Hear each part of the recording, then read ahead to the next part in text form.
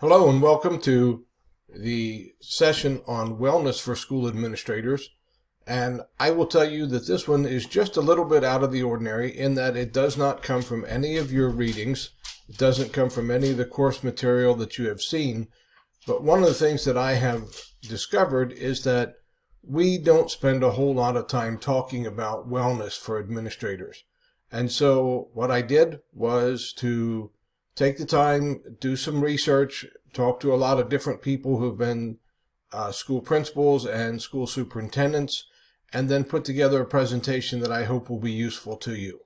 So we're going to be looking at finding and defeating the dark side. And that is the dark side of what we see in this particular slide here. Sometimes school administrators get to the point where they feel like they're burned out.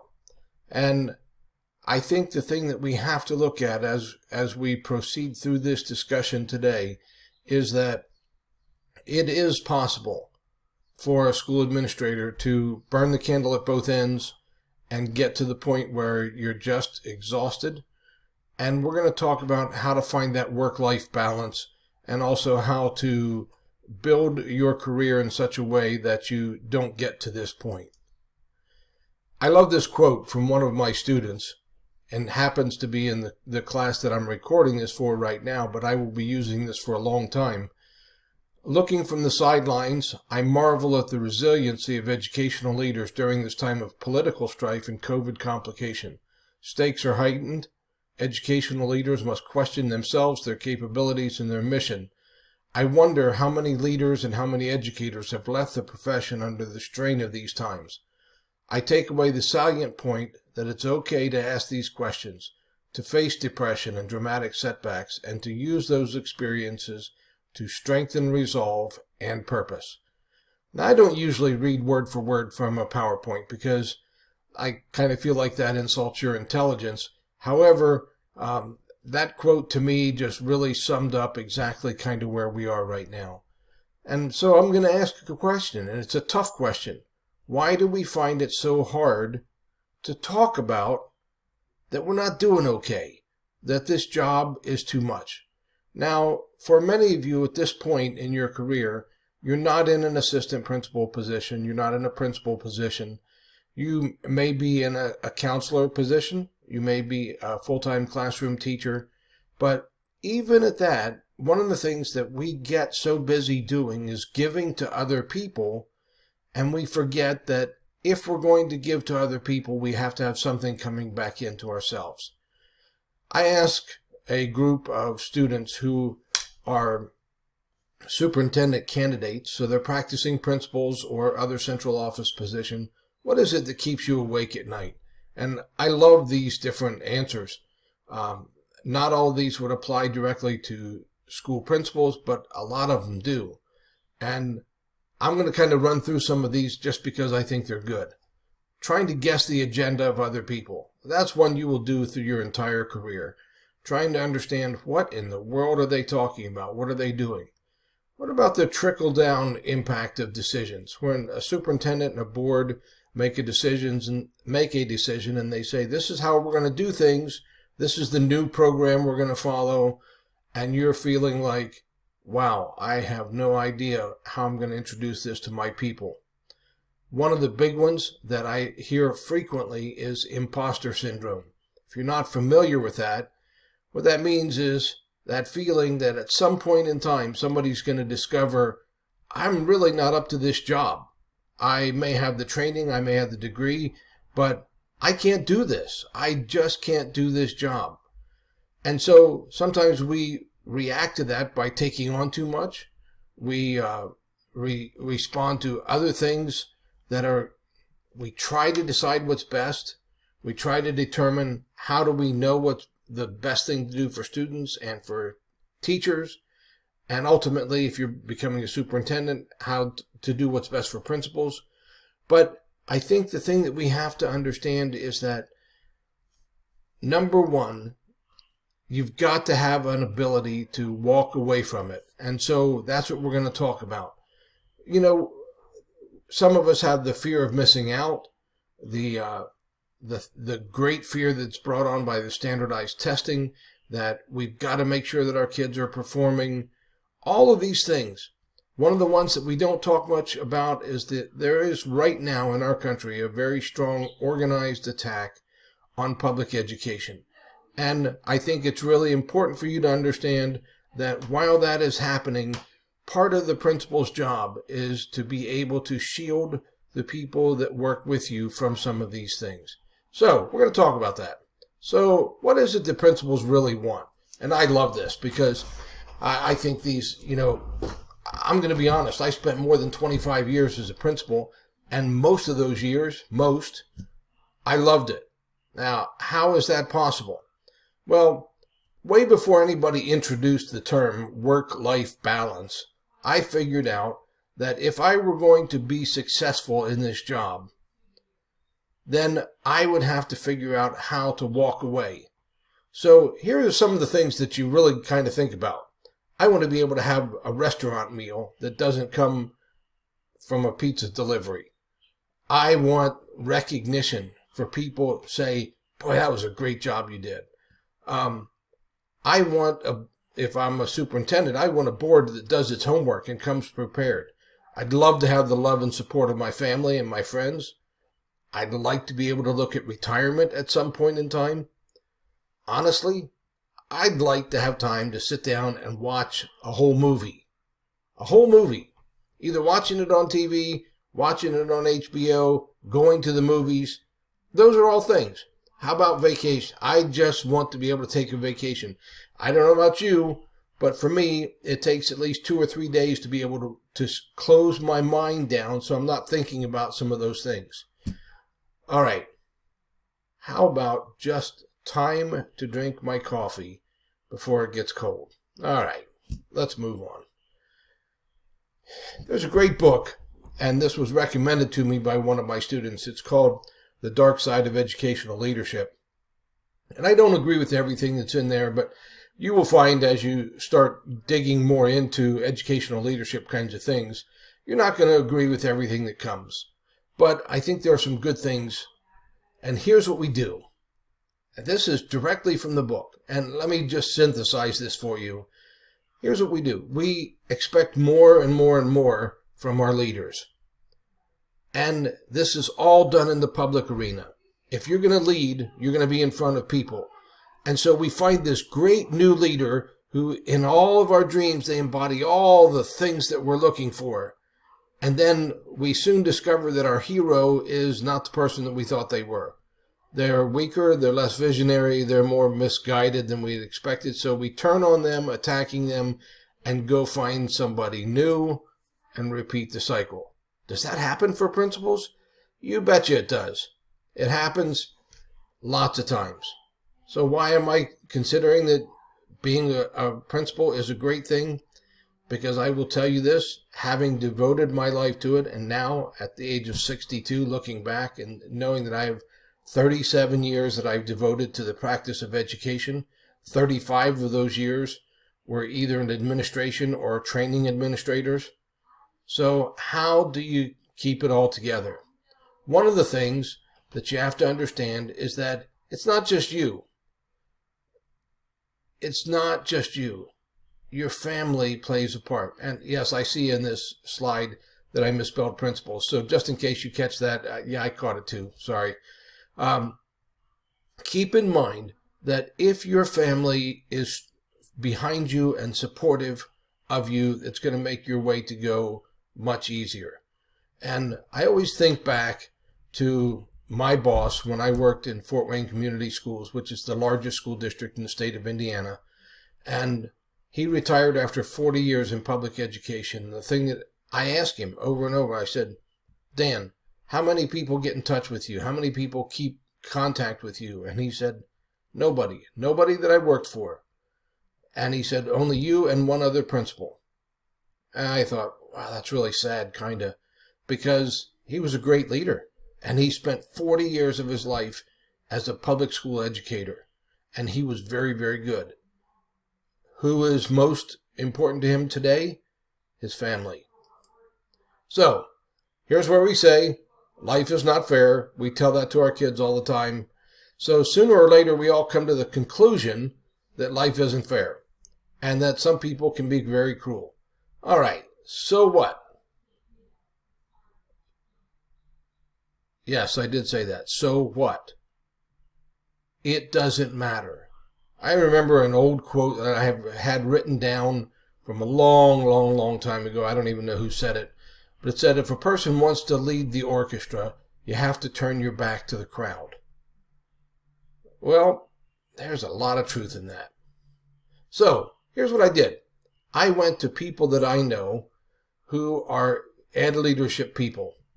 So how do you get to where you want to be to have that work-life balance and all that kind of stuff from where you are right now? So we're going to talk about a couple of those.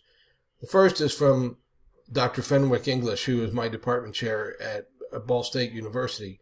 And he says, go to the gym at least twice a week. Now, I am not kind of a gym rat kind of person, but I have recently, because of COVID and all that, purchased exercise equipment, set it up in our basement, and I'm spending 6 days a week, about an hour and 15 minutes a day, exercising using the treadmill. And I have to tell you, I feel so much better. The next one from Dr. Serena Salome, you can't give to somebody else what you don't have. So make sure you take the time to build yourself. I have a goal. I'm going to show you this. I don't know that you can read it, but this is a new goal for me. I just started this. This lays on my desk all the time. And here's what it says. Reading goal daily. I'm going to read one chapter for professional learning, one chapter for wellness. And I'm getting close. I'm not there yet, but it's something that I'm doing. Now, Dr. Quick talked about board meeting nights. And this is more of something that if you have to go and make a presentation, or if you're a superintendent and you're the one who actually has to present, make sure you take the time to do some things ahead of time to make yourself feel good. And then join a professional group. There are professional groups for principals study councils, there are superintendent study councils. And then use that time to talk to people and get some help and support for yourself. All right, Dr. Tracy Cadell. Dr. Cadell was a superintendent for about 17 years. He now teaches in an ed leadership program. But I like one of the things that he says here, set aside 1 day a week where you have 0 school activities. And that's important because it can be overwhelming if you don't allow yourself to have some time. And the other thing is, you got to have some kind of meditation or faith or some kind of something that you use to center yourself. And so make sure you do that. He also talked about if you have 20 vacation days, use 20 vacation days. Everybody else in every other form of occupation takes the vacation that they have earned. So why should educational leaders be any different? Another one, this is from Dr. Lynn Lehman.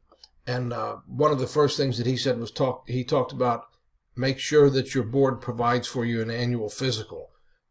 A lot of times that is part of your medical and health insurance, but that's really good. And then the other thing that he says, increase your emotional intelligence. If you don't know something and you're upset and it's keeping you awake at night, talk to somebody. And that's really, really important. All right, moving on. Dr. Jeff Swenson, one of the things he said is do something with a different mindset. Go out and mow the yard. Do something that's completely different, completely unrelated, because if you don't do those things, then your mind never shuts down. And if you're spending till 8 o'clock every night in the building, on the job, then you've got to change something because you absolutely cannot keep that up for the long term. From Dr. Ellis, have lunch with a friend every day that you can. Take time for your family. Make that a priority. Now, I want you to pause for a moment and say, with all this advice, which one are you going to add to your life? Think about that. Now, I'm going to continue with the video, but I do want you to think about which of those things is something I can add right now. From a book called the one that we just talked about, the Dark Side of Educational Leadership, they give this survival guide for school leaders. And I really do like this. It's Compass. And there are these 7 things. Maintain your composure. Have optimism. Understand that things are not usually as bad as what they seem. Mentoring. Have a mentor, be a mentor. Principles. Follow the principles that you have. And I'm not talking about the people principles. I'm talking about your moral guidance. What is your internal moral guidance?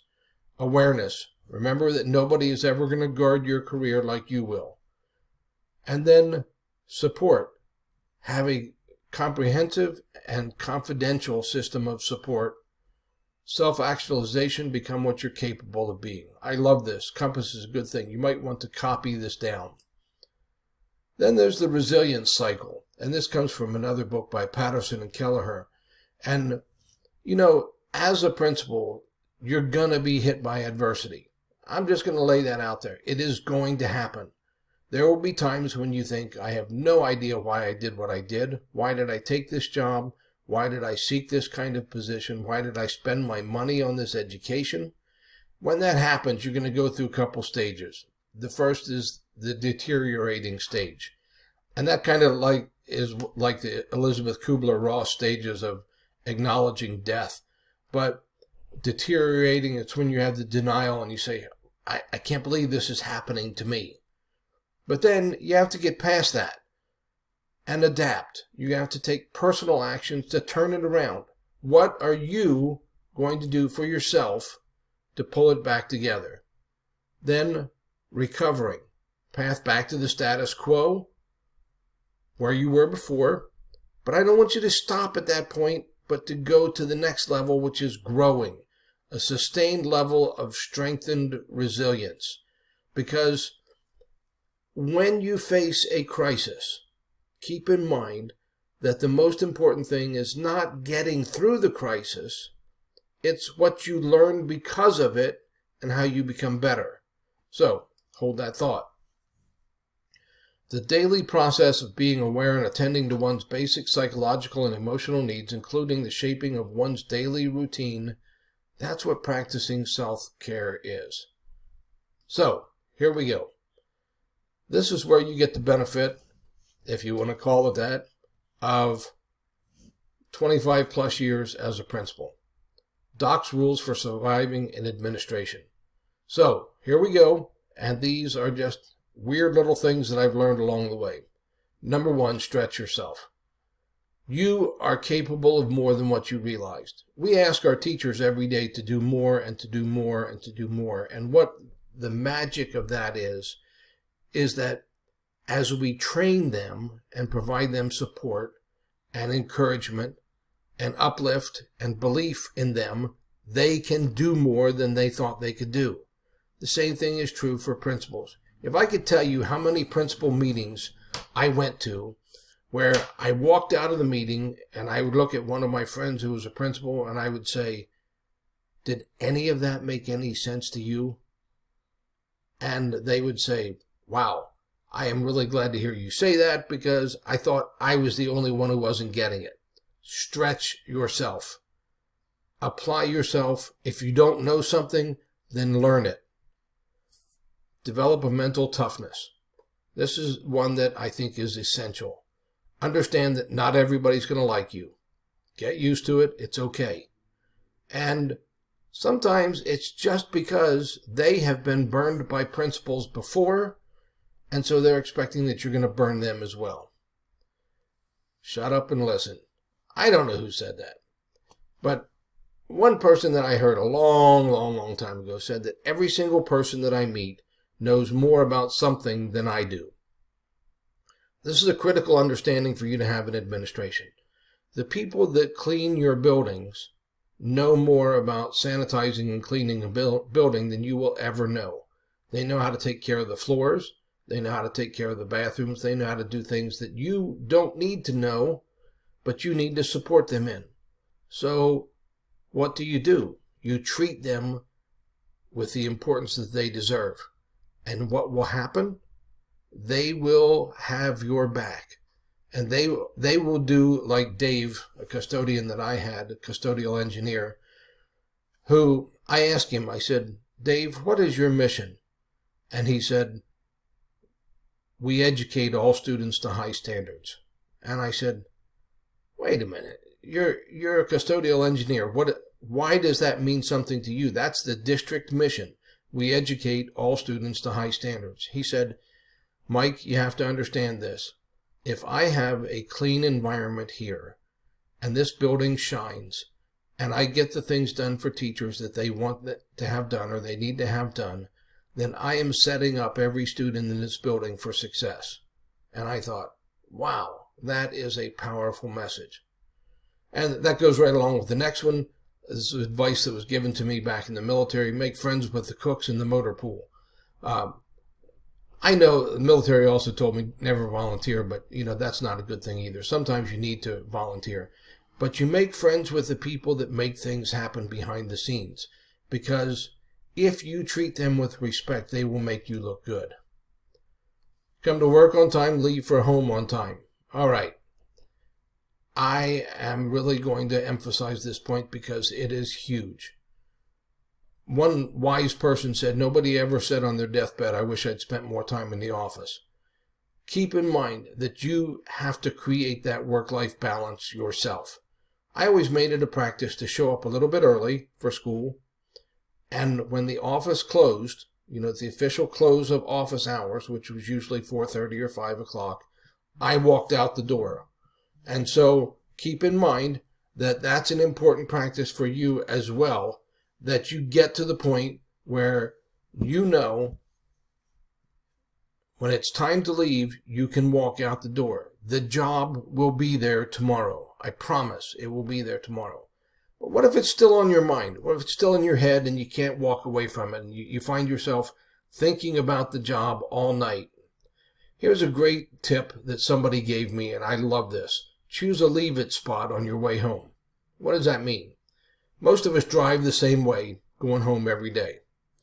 I always like to shake it up a little bit, drive somewhere different, take a different route. But for the most part, we drive the same way every day. So pick a spot along the road, and that's going to be your leave-it spot. And by that I mean that's the place where you take all this crap that's built up in your head. It's the frustrations of the day, the people that have disappointed you, the things that didn't work like they were supposed to, that PD that you planned so long for that didn't really work out like you thought it should.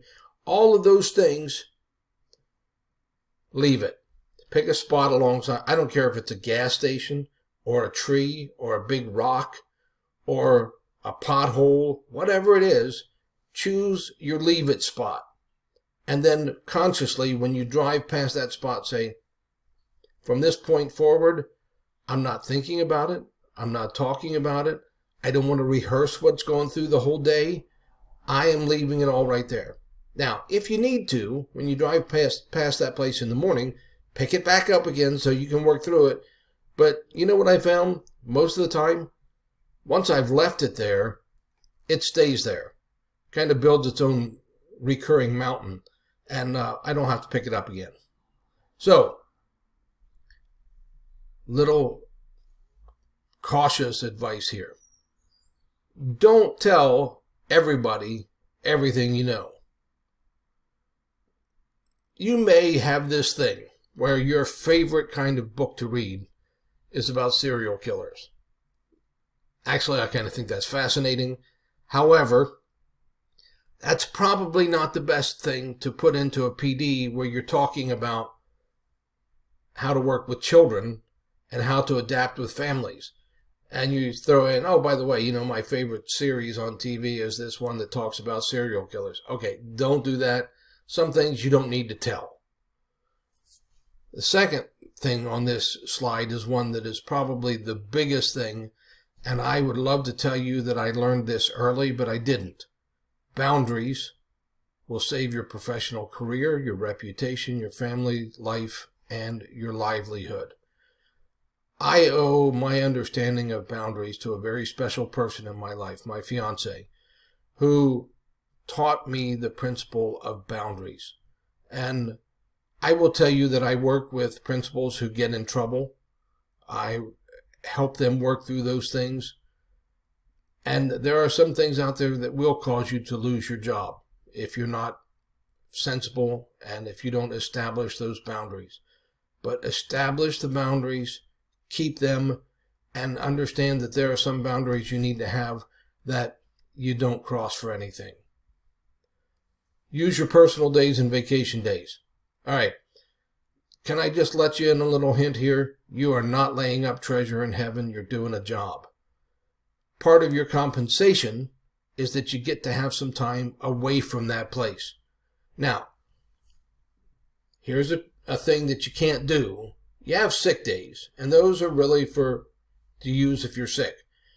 When I worked for Fort Wayne Community Schools, every year our sick days renewed. We had 120 sick days a year. You know how many I used? Maybe 2 or 3. You don't take a sick day and say, I'm going to use this as a wellness day and take a sick day. No, that's not even ethical, so don't do that. But do take real vacations. Plan them, take your family, drop your vacation days as vacation days, and don't let them carry over to the next year. The next one is one of my favorites, and that is have some hobbies. For many years I rode a Harley, and there's nothing like finding the back roads and the curvy roads and all that kind of thing to kind of take your mind off everything, but have some kind of a hobby. Think new thoughts. Remember that the world has changed. You know that, and I know that. And be aware that not everything you learned as a child is still true. That's kind of hard, but it really is true. So if you're trying to think new thoughts, how do you do that? Encourage the scholar in you. Research things, study things, read things that make you think differently. Because, believe it or not, that takes some of the pressure off. If we still continue to live, all right, let's be realistic. I was born in 1959. Things have changed a lot since 1959.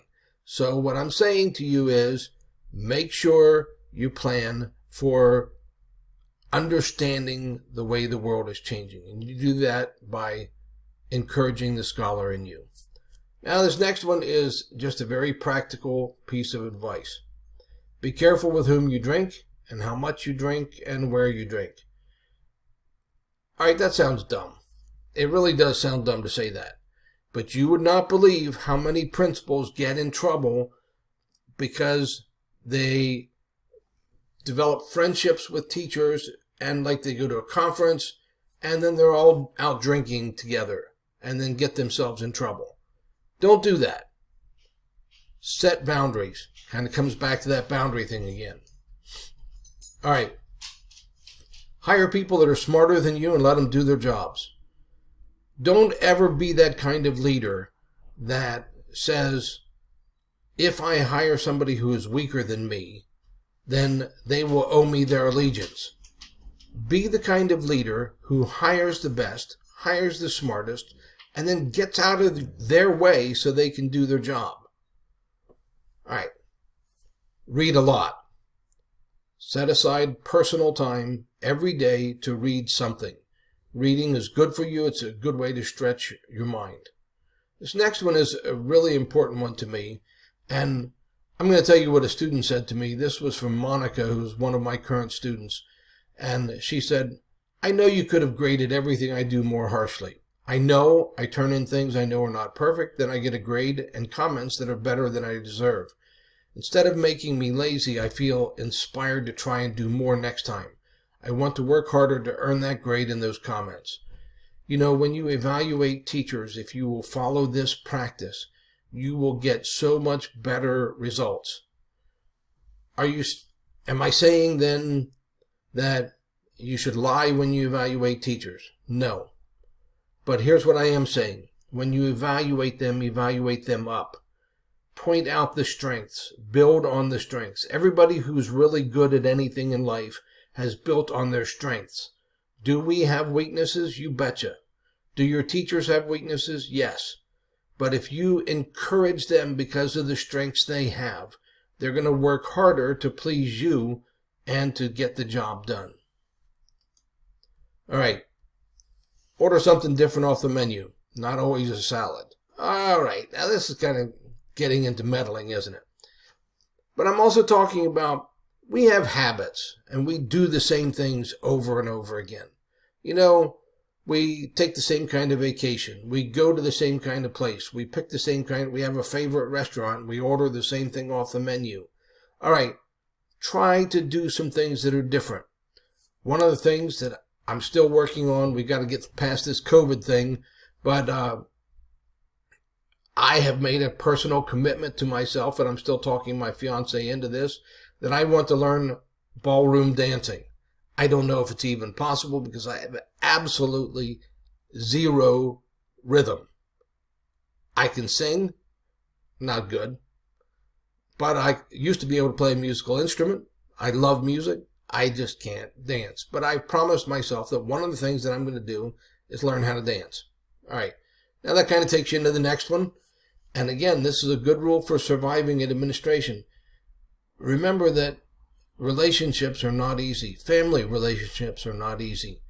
And when it comes down to the day that you retire, you're going to be glad that you invested in the love of your life. So I would encourage you, do that.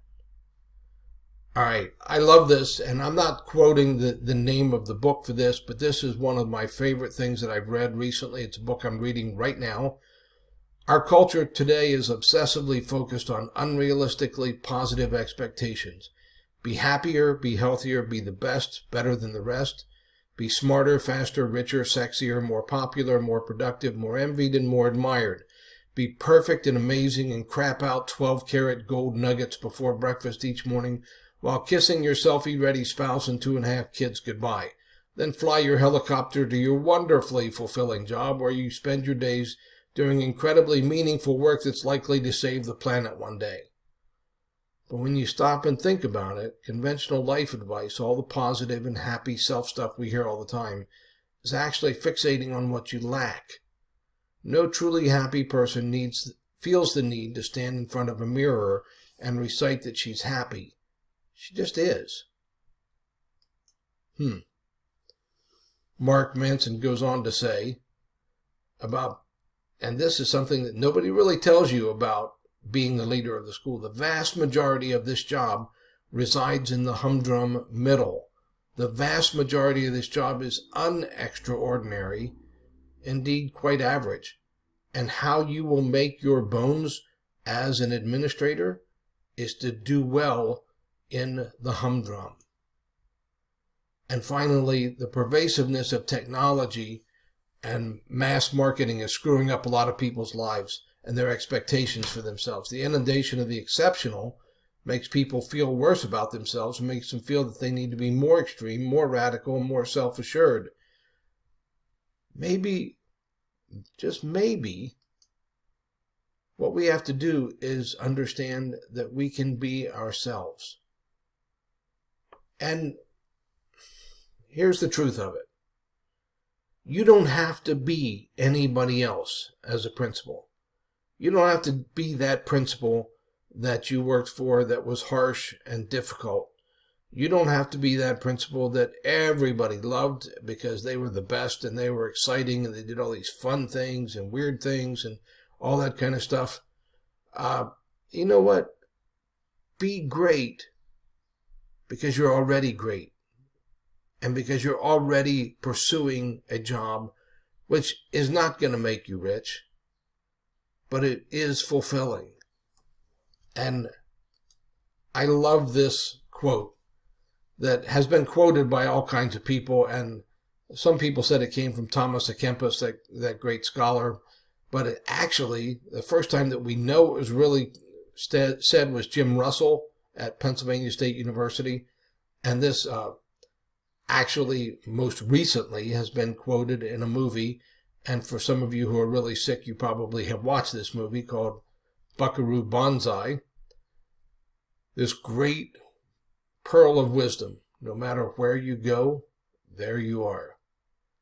And I would encourage you, this is a tough work that you are going into. But if you plan ahead And if you plan to be good at this job, then you will be. And it doesn't matter where you are, doesn't matter what city or what school, you can make a difference in the lives of children and a difference in the lives of parents and teachers. And here are the references for this, and I hope that this will have been worthwhile to you. Obviously, at any time, if you have questions or concerns or you have some more thoughts, make sure you let me know.